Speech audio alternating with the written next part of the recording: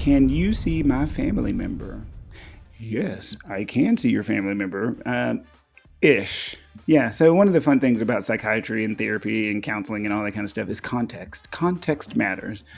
And also kind of experience, comfort level, expertise, boundaries, all of those things matter too. And so for me personally, so I am in Texas. I'm a child psychiatrist. And I think I'm one of like 800 child psychiatrists for the whole state of Texas. And there's like, I want to say 7 to 9 million kids in this state, and there's like 25 million people total. Don't quote me. I mean, you can look it up yourself, but I know there's around 800 child psychiatrists, and so and then I think there's around like 1,500 psychiatrists total for adults, which means there ain't a whole bunch of us, which means the chances of me needing to see somebody who's related to you, knows you, works with you, goes to church with you, something is going to be really, really high. Like I'm probably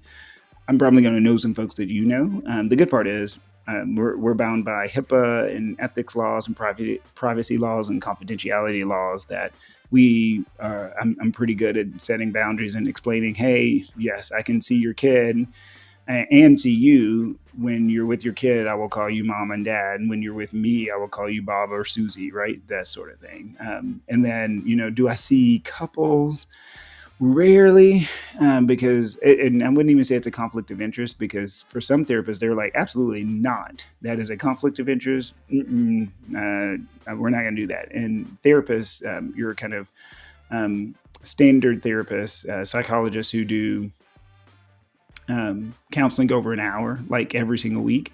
Oftentimes they will be like, nope, I can only see one person in the family. Y'all get to choose who that is. And then everybody else has to go see somebody else. Whereas in psychiatry, our appointments are a little bit shorter, and we space them out. So like I will see a person for 30 minutes once a month, which means that I can then fit other people in. And for some of my families, for one of my families, I think I was seeing 5 people total, like kids and parents. So so it just kind of depends. It depends on the licensure, the person, the circumstance, the training, the comfort level, and like I said, the boundaries. So I try to set really, really good boundaries. And in the city that I'm in, which is Fort Worth, Texas, there are, I'm an entrepreneur. I try to go out and do other things. And undoubtedly, I run into people, some of which I've treated, some of which may become patients, and all of that.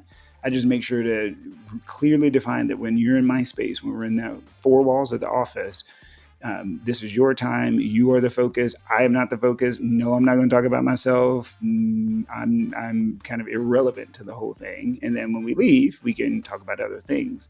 And there are not rules. There's more like guidelines about relationships that you have with your patients outside of the confines of the office. And some folks are very strict on it. Other folks are lenient. It just, again, depends on who you're talking to. But yeah, I play it all by ear, and it's a case by case basis. Because again, I'm not very common. Child psychiatrists are not very common. So if I told every single person that I met in my networking and business stuff that, no, I'm not going to see you, even though I know I'm probably the best person for that particular issue, that would, to me, seems unfair, like fate-wise unfair. And I don't do that to folks. Now, if I know I'm not the right person, like I'm not a good fit, or there's somebody who does that thing better, absolutely, I'll be like, yeah, you don't want to come talk to me anyway. Here, go talk to Dr. So and so, or or such and such, therapist such and such.